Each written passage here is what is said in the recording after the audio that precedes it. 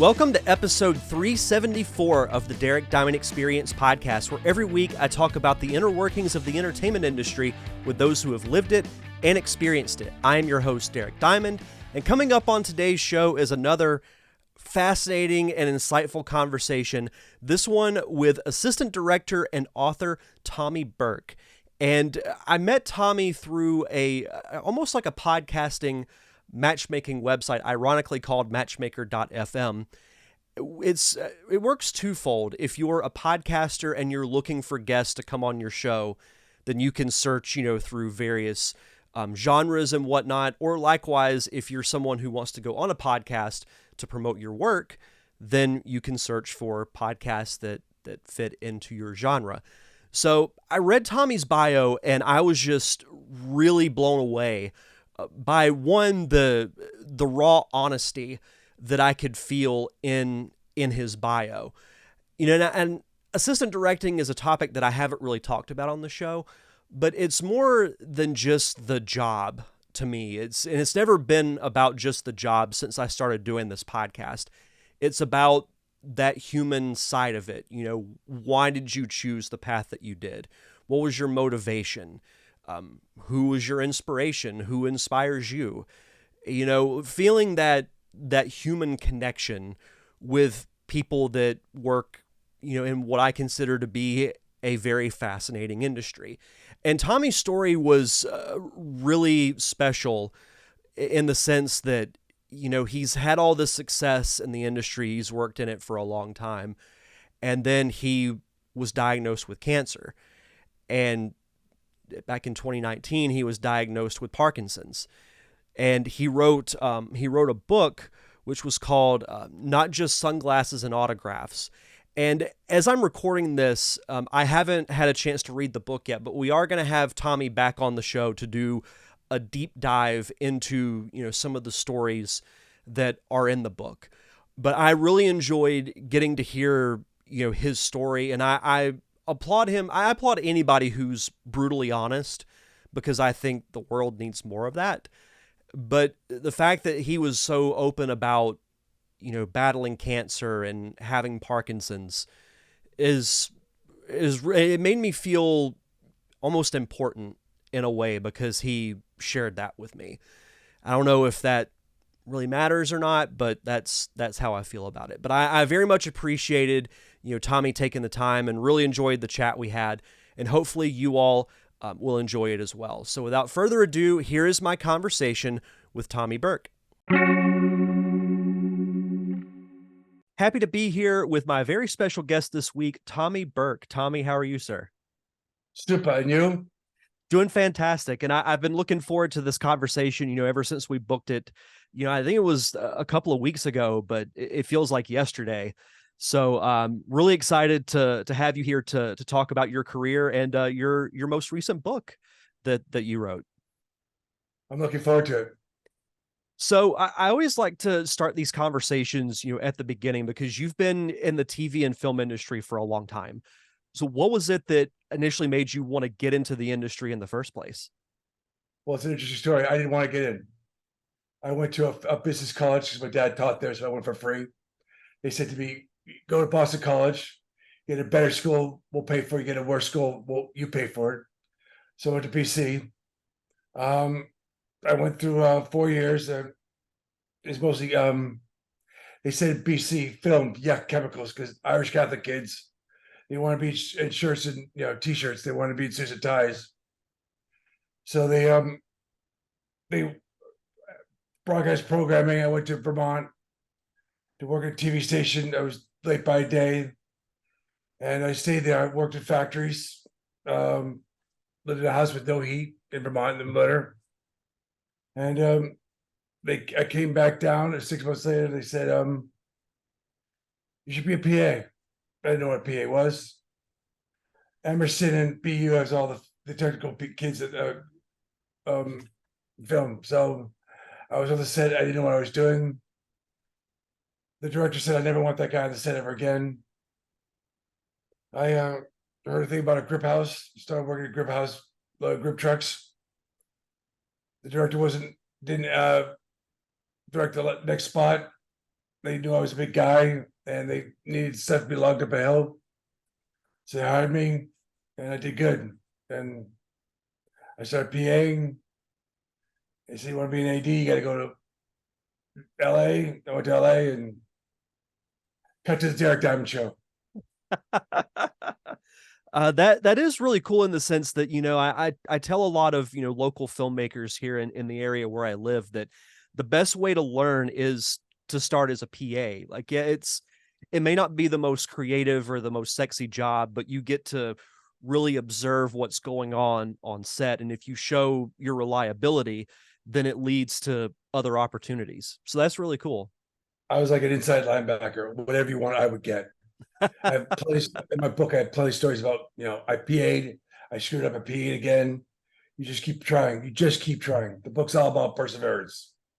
No, and you have to be in that kind of industry because it's not easy. People see the glitz and glamour, whether it's, at award ceremonies or red carpet premieres, but there's a whole another side to that. It's like the meme I've seen on Facebook where you see the top of the iceberg and it says, fame, fortune, money, success. And then under the ocean is perseverance, hard work, sacrifice. So you learn very quickly if you can do it or not.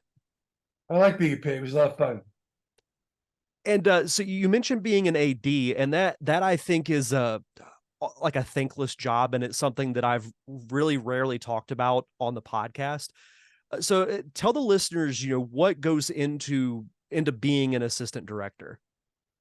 Well, I was a unique assistant director. I was in the restaurant business when I got back to Boston. I started working in the restaurant business. I learned how to work with people. When I go to when I was an AD, I was out of town, a state that didn't have many, film workers there. I'd hire a waiter or waitress because you got to take people's garbage. You got to move quick. You got to prioritize. An AD is just like a bouncer. I kept people motivated. I told jokes. Like I was I was a different AD. I had a lot of fun doing it. And there's nothing wrong with that because, when you're on set for, 10 to 12, sometimes even longer hours in the day, you got to keep morale high because it's such a grind that the last thing you want is, somebody, jumping down your throat and making it a miserable experience. So that's cool to hear that, you're a different type of AD where you try to keep morale high. If you, I don't care what you say to me, but you mess with my PAs, I'll come after you.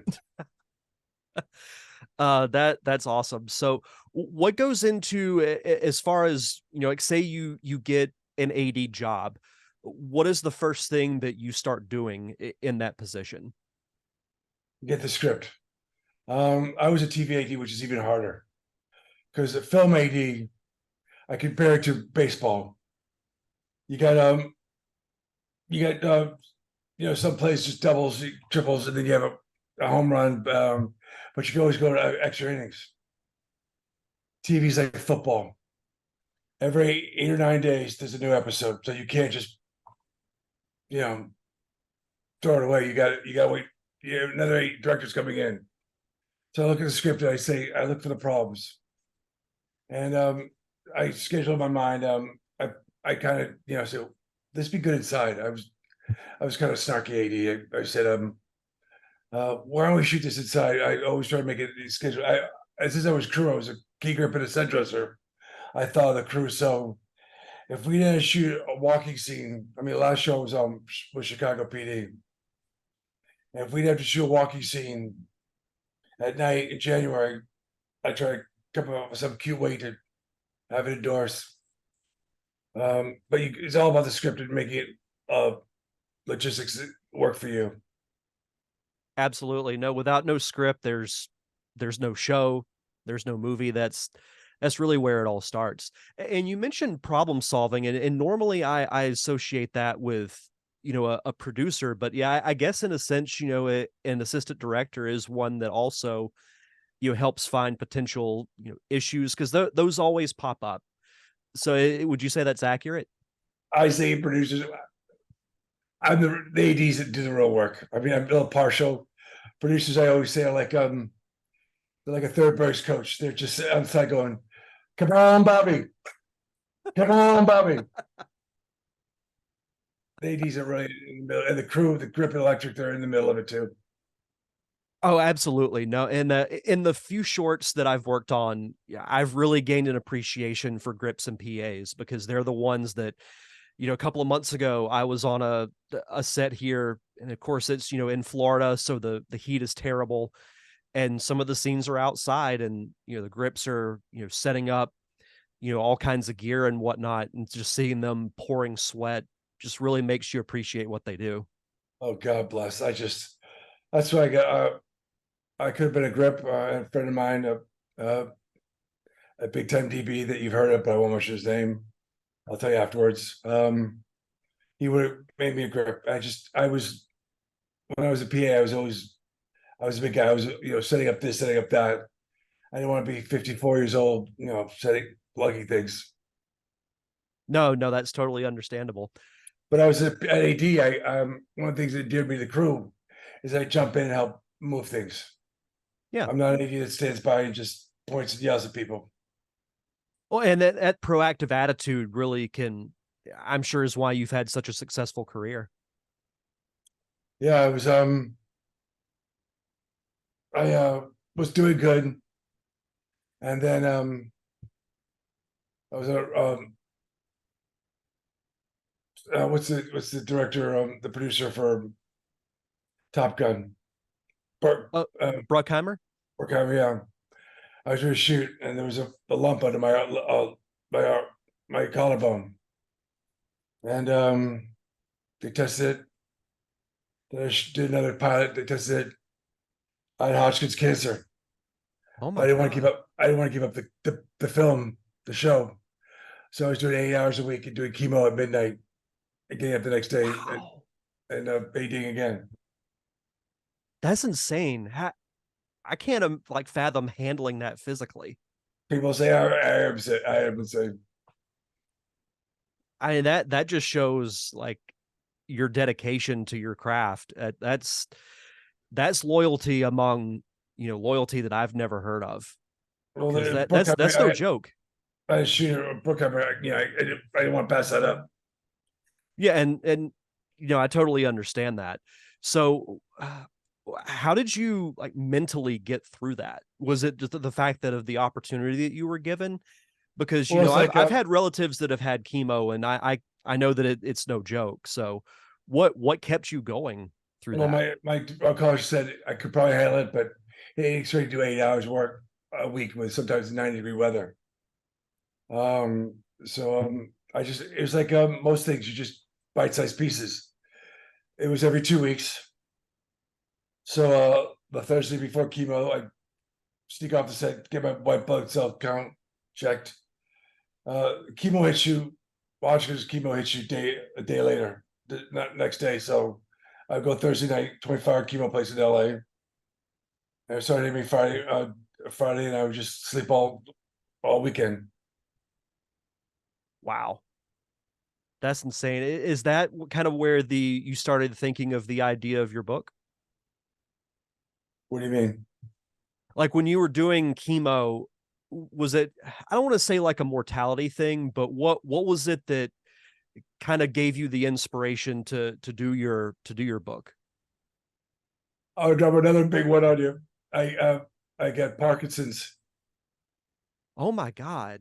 so I went on disability. I don't have a wife or kids or a job, so I just started writing the book. Wow.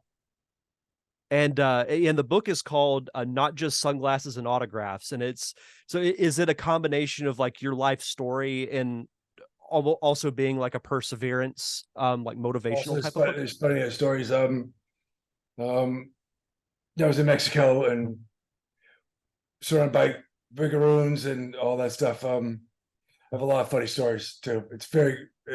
People say it's very. It's like sitting next to me at a bar talking to me. It's very casual. And that's the best kind of book too, is where you can, and I've read some of the, like, I won't say reviews, but comments that people had made at the beginning of the book that were talking about their opinion of it. And that was one that really jumped out at me, is that it was, when they were reading it, they felt like it was you talking to them.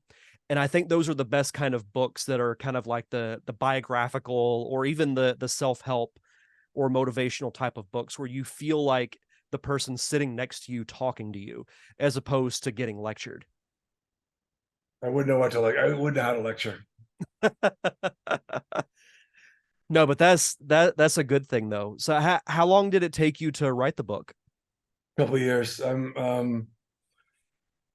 I I wake up in the middle of the night. Remember? Oh, that's sorry. I'd take my iPad and the cow story. I remember the cow story. I put the subject line and email it to myself, so I can remember the next day.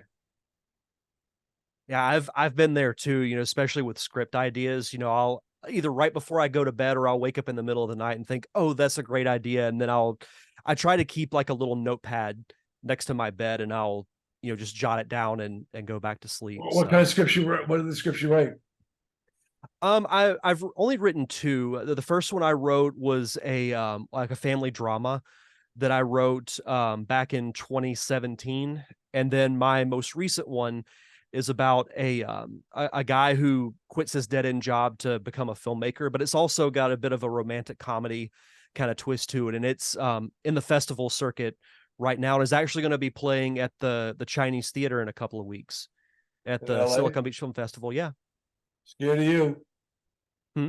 That's a compliment. Scared of you.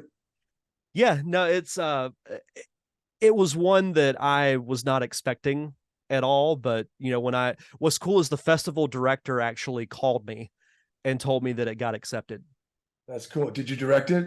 Hmm. Yeah, That's cool.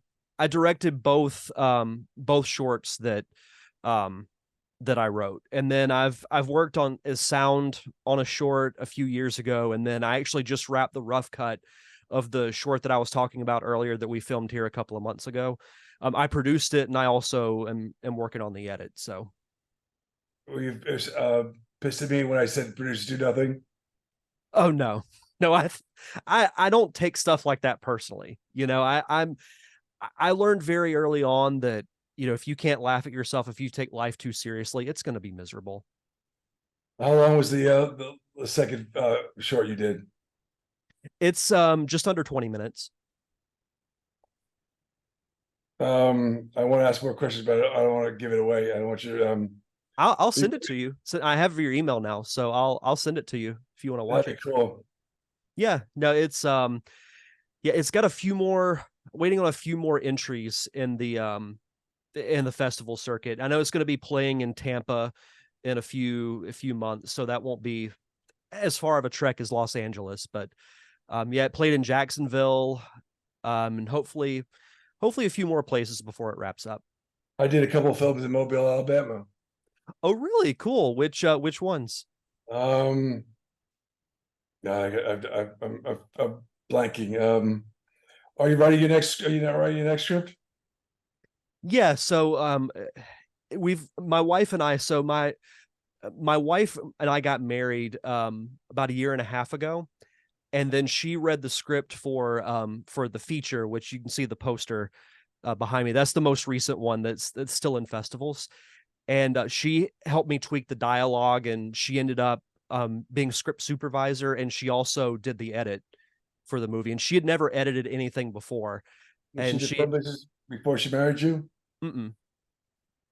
No, she didn't even know that it was something that she enjoyed doing, and then she was on set for my short, and she she got the itch, as we would say. Remember Godfather 3?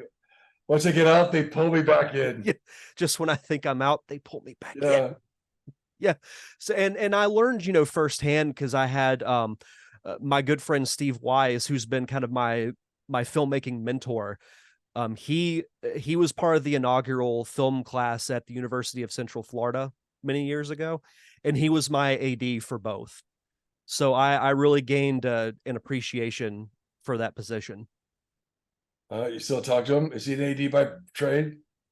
He's primarily a writer. He directed The Walker, the short that we filmed here a couple of months ago, and yeah, he asked me to come on as a producer, and I'd been wanting to get more editing experience with film, and he gave me the opportunity to do it. So That's so cool. And it's so great, because you never really know, and I'm sure you've experienced this too in your career.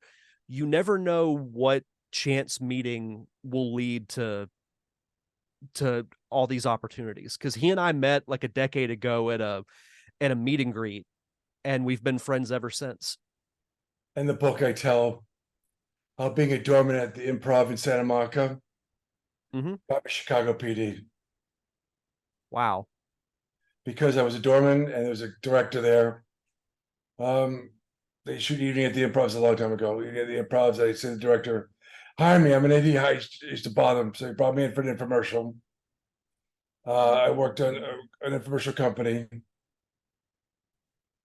I met some people. I'm trying to really truncate it, and uh, one of the guys also at the Improv became an accountant.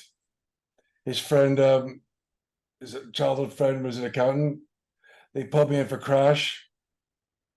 On Crash, the producers, project manager was interviewing me. They said, it was a TV series. He said, it's nothing like the film. And I said, I never saw the film. I don't lie. Don't lie. It's the biggest thing. I once one guy interview, they said to me, what's the first thing you do? We go on set. I said, I walked over craft service.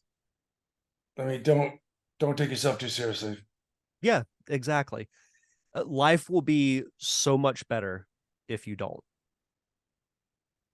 That's what I try to tell people, because I've worked with some people that they'll freak out over the smallest detail, and I'm like, it's fine. Don't don't worry yourself too much. You will be a whole lot happier in life if you do Tell that. PAs or over they're distressing. I said, take it easy. You got the job. Yeah, exactly. So what's next for you? Do you have any other projects that you're currently working on, or maybe another book? The book, oh God, it's been tough. I'll only do another book if someone gives me a signed contract. It was so tough. I'm pushing the book. Um, I directed a friend of mine has got ALS. I directed a promo piece for his charity event. Um,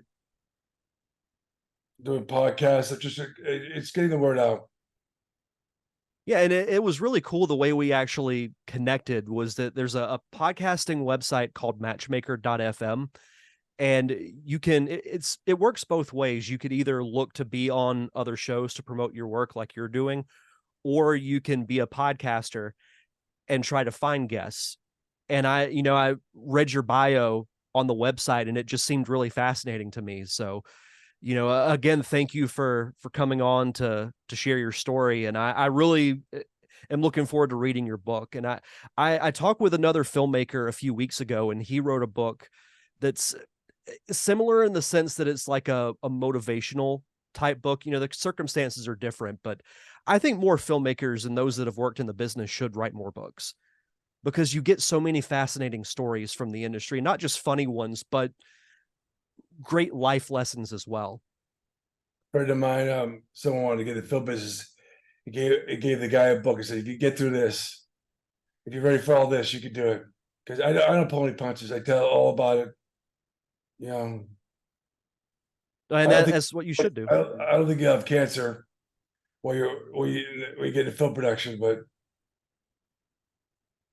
Well, and but still, I think the fact that you are so brutally honest is refreshing, it's my especially in the boss. It's my boss in this. I'm from yeah, Boston. yeah, no, understandable. But do you have a website or social media that you'd like to plug so the listeners can follow you? And where can people find your book? On Amazon, and it's just simple. TommyBurke.com. It doesn't get easier than Fantastic, that. I have a lot of fantastic. I have a lot of pictures of myself with a lot of famous stars too. Yeah, no, I saw you. Was it Dennis Hopper you were smoking a cigar with? Yeah, I'm like, that's the coolest thing I've ever seen. Fantastic. Well, Tommy, thank you so much for taking the time to come on the show. This was great. thanks for having me. Thank you again to Tommy Burke for that fantastic conversation. Be sure to visit his website, tommyburke.com. You can find the link in the show notes. and check out his book, Not Just Sunglasses and Autographs. Really looking forward to having Tommy back on the show to do a deep dive into the book itself. But as far as what will be coming up next week on the podcast, it is the return, the long-awaited return. I've been having people asking me, when are you going to do another top 5 list? It will be coming back next week, and we're going to be doing top 5 movies from the Marvel Cinematic Universe. I've done a few MCU-related lists, but not ever just straight up top 5 favorite movies. It's going to be pretty darn challenging, if I do say so myself. Maybe I'll try to get a guest on to do their top 5 list as well. We'll have to see how the schedule goes, because as you're hearing this, I'm actually in Los Angeles attending the Silicon Beach Film Festival. And I mentioned it in last week's show that, the feature is going to be playing there this upcoming Wednesday at noon Pacific time. So if you're in the Los Angeles area and you want to check out the movie, you can head over to siliconbeachfilmfestival.com to get your tickets. I'll include a link to that in the show notes as well. Or if you're a filmmaker that's attending and you happen to hear this, then, don't be afraid to say hi. My wife Samantha and I are there. We're looking forward to networking with, as many filmmakers as we possibly can, because we want to keep doing it. We've got a few other ideas that are in the works. So we're definitely in it for the long haul, as they would say. But as far as the podcast goes, if you want to subscribe to the show, if you want to subscribe to me on YouTube or follow the podcast on social media, head over to linktree.com/DDiamondPodcast. Everything Derek Diamond Experience related is in one simple location, linktree.com/DDiamondPodcast. And if you could, please leave a review, rate and review the podcast, whether it's Apple Podcasts, Spotify, whatever podcast app that you choose. The more reviews and ratings that the show gets, the more visible it is to those that are searching, for specific podcasts, like in this case, filmmaking or entertainment podcast. It really helps out a lot. It only takes a minute of your time. And the best part is, it doesn't cost anything. Pretty fantastic, right? But that's going to do it for this week's show. Thank you once again to Tommy Burke. And we'll see you guys back here next Monday for top 5 movies from the Marvel Cinematic Universe on episode 375 of the Derek Diamond Experience podcast.